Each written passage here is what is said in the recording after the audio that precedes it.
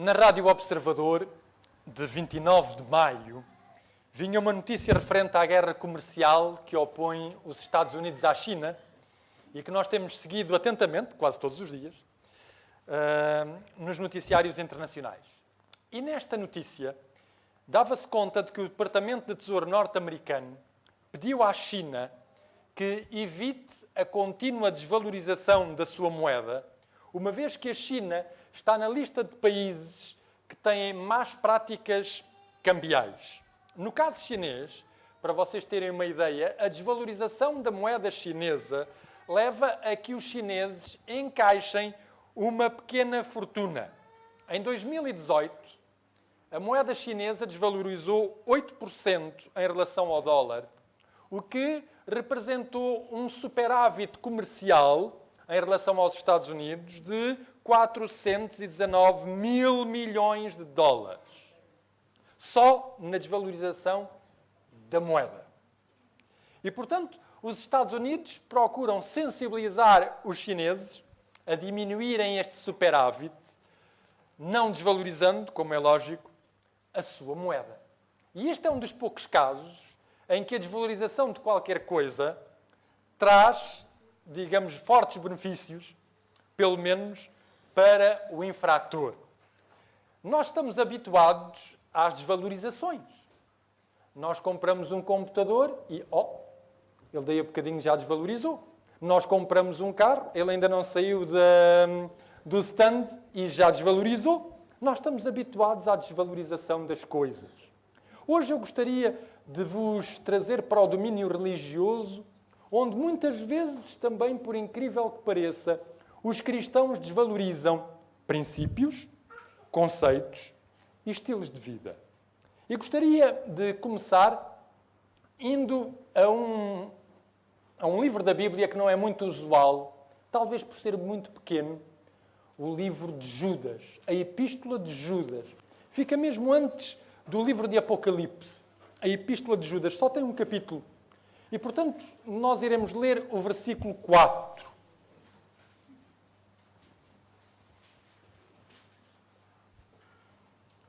O versículo 4 do livro de Judas. E ele diz assim: pois certos homens se infiltraram descaradamente, os quais desde há muito estavam destinados para este juízo, homens ímpios, que convertem em dissolução a graça de nosso Deus e negam o nosso único soberano e Senhor, Jesus Cristo. Judas tinha o propósito de escrever aos seus irmãos, mas de repente ele teve que fazer ali um pequeno desvio dentro desse propósito, devido ao perigo que havia destes homens que ele qualifica de ímpios. Na mesma epístola, se nós repararmos no versículo 19, ele vai dizendo outras coisas que estas pessoas faziam. Elas causavam divisões. Elas até podiam dizer que eram espirituais, mas não tinham o Espírito. No versículo 7, Judas compara-os também a Sodoma e Gomorra. Portanto, podemos concluir que estas pessoas eram imorais, eram moralmente corruptos. No versículo 8 é dito que eles eram falsos mestres, que blasfemavam das autoridades ou das dignidades. No versículo 16 é-nos dito que eles eram também murmuradores queixosos e que andavam segundo os seus desejos impuros, bajulando as pessoas por motivos interesseiros. Todas estas características fazem parte destas pessoas. Mas voltando ao versículo 4, Judas assinala que eles convertiam em dissolução a graça do nosso Deus. Por outras palavras, a palavrinha grega que aí está quer dizer que estas pessoas, pela sua doutrina e pelas suas atitudes, o que elas faziam era ter um comportamento indigno daquilo que se espera normalmente de cristãos. E por isso Judas, como elas representavam um perigo de terem seguidores, Judas escreve esta carta procurando avisar, procurando advertir os seus irmãos. Ora, nós sabemos que a graça de Deus É o favor imerecido que Deus nos confere a nós, pecadores. O pastor John Fowler, que é de origem indiana, escreveu aqui há uns anos atrás um artigo interessante. Nesse artigo, ele conta que estava a falar com um amigo seu hindu e, portanto, começou-lhe a dar estudos bíblicos e, a um determinado momento dos estudos bíblicos, falou-lhe sobre a graça salvadora de Deus. E o amigo hindu compreendeu tão bem aquilo que procurou pôr em prática na sua vida o que ele entendeu como sendo a graça de Deus. E então, o amigo hindu viu que na sua rua havia um pedinte. Mas o pedinte não era propriamente um pedinte, porque ele gastava mal o dinheiro que as pessoas lhe davam. E, portanto, aquele pedinte não era digno da sua generosidade. E o hindu continuou a dar uma esmola ao pedinte. Em seguida, o hindu virou-se para o seu contabilista. Ele sabia que o seu contabilista o roubava descaradamente já há vários anos. Pelo que ele foi ao contabilista e disse-lhe: eu sei que tu me roubas descaradamente há vários anos, mas eu estou a aprender sobre a graça de Deus, de maneira que eu vou-te perdoar. Não voltas a continuar a roubar-me. E em seguida, imagine-se, o hindu foi à sua sogra, uma sogra resingona, que dizia mal dele todas as semanas. E o hindu foi com um lindo embrulho debaixo do braço. Era um sari novo, que a sogra não merecia de maneira nenhuma. Depois de fazer todas estas coisas, o hindu veio ter com o pastor John Fowler e perguntou-lhe: eu fiz isto. Será que eu estou a fazer aquilo que é a graça de Deus? E John Fowler, no seu artigo, diz com razão que quando nós falamos de graça divina, não estamos a falar da bondade humana. Também não estamos a falar de nenhuma nobreza humanista. Estamos, por outro lado, a referir a algo particular que existe no caráter de Deus e que se vira para nós como seres pecadores. Como, por exemplo, nós merecemos a morte. Deus concede-nos a vida. Nós merecemos o julgamento. Deus concede-nos a liberdade. Nós somos seres separados. Deus concede-nos a reconciliação. Nós somos mais ou menos como pródigos em terra de suínos e Deus traz-nos de volta a casa. Não há equivalente deste processo na natureza humana. Não há equivalente daquilo que Deus faz por nós nas nossas melhores atos de bondade, nos nossos melhores atos de bondade. Aliás, o apóstolo Paulo, que foi quem mais falou sobre a importância da graça, Paulo deixa bem claro, deixa muito claro em todos os seus escritos, que a graça divina é tão única, é tão especial e é tão importante que não se pode adicionar nada a esta graça. Se houver qualquer coisa que nós, seres humanos, lhe adicionemos, imediatamente nós estamos a falsificar esta graça. Que seja a esse elemento humano circuncisão, boas obras, desenvolvimento de caráter ou normas de vida, ao processo redentor de Deus, que contribui para a nossa salvação, não há nada de humano que se lhe possa adicionar. E o apóstolo Paulo era muito claro neste aspecto e, por isso, nós podemos, inclusivamente, ver rapidamente uma passagem na Epístola de Tito, Epístola de São Paulo a Tito, no capítulo 2 e no versículo 11. No capítulo 2 e no versículo 11, o apóstolo São Paulo diz-nos o seguinte, Tito 2, 11. Ele diz assim: pois a graça de Deus se manifestou, trazendo salvação a todos os homens. Eu gosto desta parte desta epístola precisamente porque aqui o apóstolo Paulo especifica o que é a graça de Deus. A graça de Deus não é nenhum conceito transcendental. O apóstolo Paulo diz aqui, a graça de Deus se manifestou. A palavra que ele utiliza é a palavra epifania. A graça de Deus manifestou-se, ou seja, tornou-se visível. Epifania é uma expressão que nós utilizamos para definir a vinda de Jesus Cristo ao mundo. A primeira vinda de Jesus Cristo ao mundo. E o apóstolo Paulo diz, a graça de Deus manifestou-se, ou seja, Jesus Cristo manifestou-se, trazendo salvação a todos os homens. E quando ele pensa nesta manifestação, ele não pensa no nascimento, ele pensa sobretudo no sacrifício de Jesus Cristo na cruz. Deus escolheu lidar com o problema do pecado através da cruz. E devido a essa escolha soberana, devido a essa escolha de Deus, nós temos a possibilidade de ter perdão, de ter vida, de ter liberdade, de continuarmos a exercer a nossa existência. E como eu dizia há pouco às crianças, de o fazer em conformidade com o que dizia Jesus Cristo. Ora, não sei se os irmãos já ouviram falar de um senhor que se chamava Dietrich Bonhoeffer. Dietrich Bonhoeffer foi um teólogo alemão. Infelizmente, esse teólogo alemão morreu cedo. Eu ainda hoje penso o que é que seria da teologia se ele tivesse vivido mais tempo. Porque o pouco tempo que ele viveu deu para ele escrever alguns livros que foram fundamentais no pensamento teológico do nosso tempo. Este homem viveu no tempo do nazismo e foi morto pelos nazis, portanto com a idade de 39 anos. E devemos a Dietrich Bonhoeffer um conceito, o conceito de graça barata. Foi ele que cunhou esse conceito, foi ele que inventou esse conceito, a graça barata. E ele usou esse termo nos dias tumultuosos do nazismo, onde, para espanto dele, a sua igreja ficou indiferente com tudo aquilo que se passava. A sua igreja parecia que vivia num outro mundo, numa outra realidade. E Bonhoeffer reparou que as pessoas, apesar de falarem de redenção, não sabiam o que a redenção significava.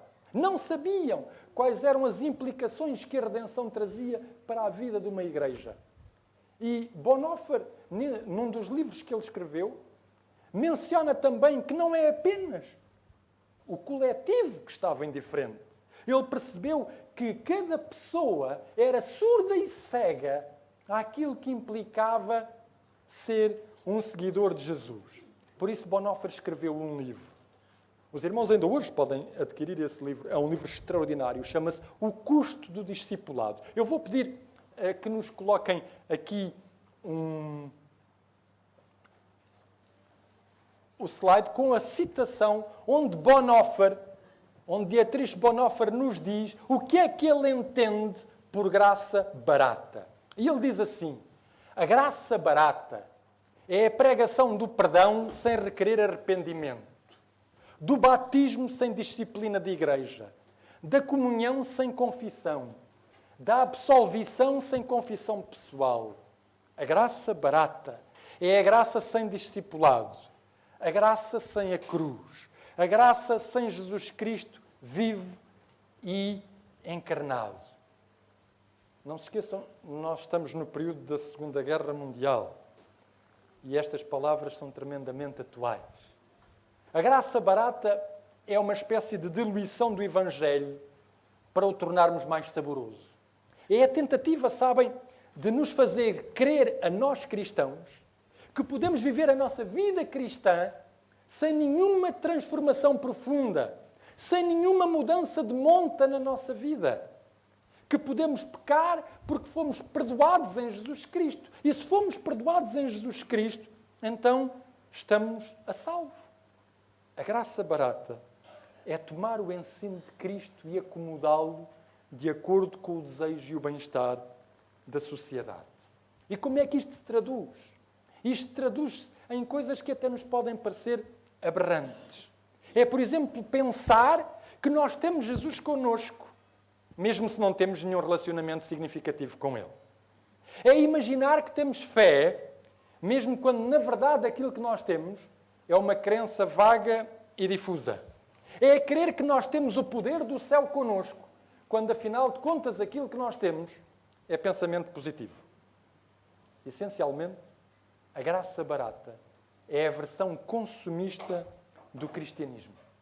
É nós gostarmos de sermos chamados cristãos sem termos uma vida que corresponda a esse nome.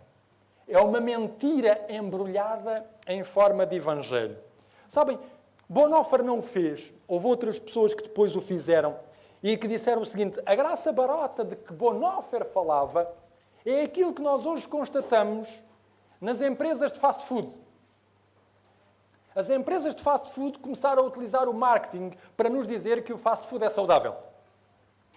E utilizam toda a espécie de marketing para nos manipular, de maneira a nós não termos problemas de consciência quando comemos aquilo. Eles até têm comida saudável. E por isso, a graça barata da qual Bonhoeffer denunciou não faz de nenhum cristão um seguidor de Jesus Cristo. Faz de cada cristão um seguidor de si mesmo. E o problema, sabem qual é? É que há cristãos que estão de tal maneira imbuídos deste sentimento que até conseguem perceber os riscos que a sua vida sem significado representa. E continuam sem responder aos apelos que Deus lhes faz através da sua palavra, pensando que mesmo assim vão ser salvos.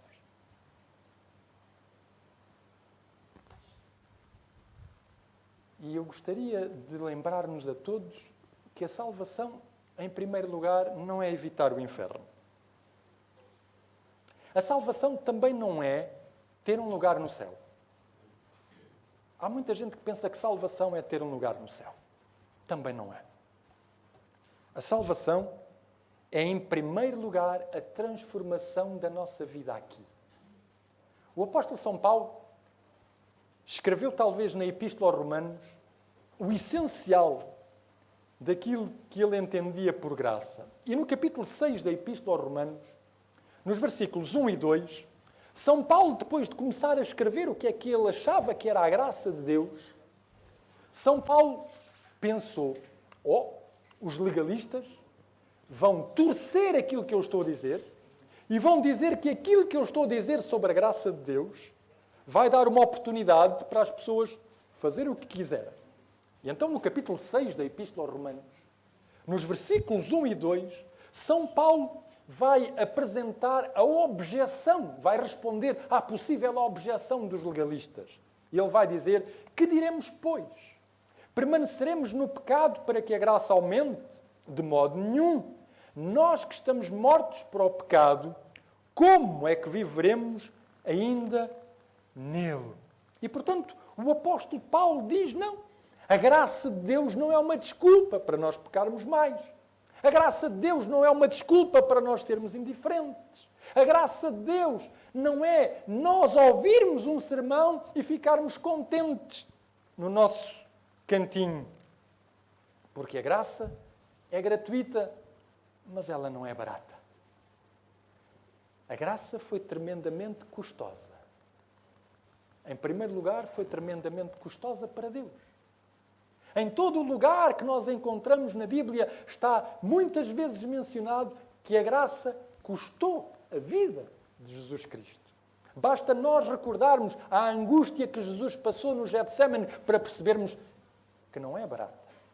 Quando nós entramos no livro do Apocalipse, logo no capítulo 1, no versículo 5, é-nos dito: àquele que nos ama e que pelo seu sangue nos libertou dos nossos pecados. Se há algo que foi custoso, foi a graça de Deus. Primeiramente para Deus, sem dúvida alguma. Mas Jesus Cristo também teve o cuidado de dizer que quando alguém compreende o que a graça representa na sua vida, o que a oportunidade estendida de Deus representa na sua vida, isso também se traduz numa atitude da própria pessoa. Vamos ao Evangelho de Mateus, ao capítulo 13 do Evangelho de Mateus e aos versículos 44 a 46. Evangelho de Mateus, capítulo 13, versículos 44 a 46. E diz-nos o seguinte Jesus Cristo: o reino dos céus é semelhante a um tesouro escondido num campo, achando um homem, escondeu-o de novo. E então, na sua alegria, foi, vendeu tudo o que tinha e comprou aquele campo. Assim também, o reino dos céus é semelhante a um comerciante que procura boas pérolas. E, tendo encontrado uma pérola de grande valor, foi, vendeu tudo o que tinha e comprou-a. Este é o preço da graça para nós. Quando alguém compreende aquilo que Deus realizou por si, tem uma resposta proporcional e adequada. E a resposta proporcional e adequada traduz-se naquilo que diz a parábola. Vendeu tudo o que tinha, ou seja, desfez de qualquer coisa da sua vida para adquirir aquilo que era novo. A graça é gratuita, mas tem um preço. Para Deus, em primeiro lugar. E para nós, em segundo lugar. Talvez o maior preço para nós seja retirarmos-nos do nosso canto confortável. Quando Pedro e João, que eram discípulos de João Batista, ouviram João Batista dizer: eis o Cordeiro de Deus que tira o pecado do mundo, eles seguiram Jesus Cristo. E diz-nos a Bíblia que eles passaram aquela tarde com Ele. Primeiro tiveram que despender tempo com Ele. Em segundo lugar, a Bíblia diz que passado algum tempo, quando Jesus foi a andar junto ao lago da Galileia e disse: vinde após mim, aqueles homens, os mesmos homens, deixaram os seus barcos, deixaram as suas redes, deixaram as suas profissões e seguiram a Jesus. Quando nós deixamos qualquer coisa, há sempre uma ruptura. Há sempre um abandono para com aquilo que era a nossa razão de ser. A graça não é ouvir apenas que Deus nos ama. Nós lemos milhares de livros sobre que Deus nos ama, milhares de volumes sobre que Deus nos ama, sem que esses volumes façam um parágrafo de diferença na vida das pessoas. E, portanto, a graça tem que ter uma implicação na existência das pessoas.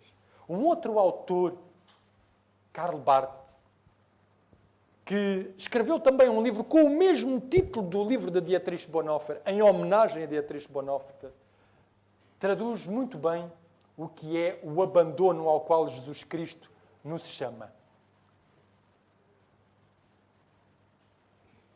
A pessoa que é chamada a seguir Jesus tem simplesmente de renunciar, abdicar e anular uma relação existente de obediência e lealdade.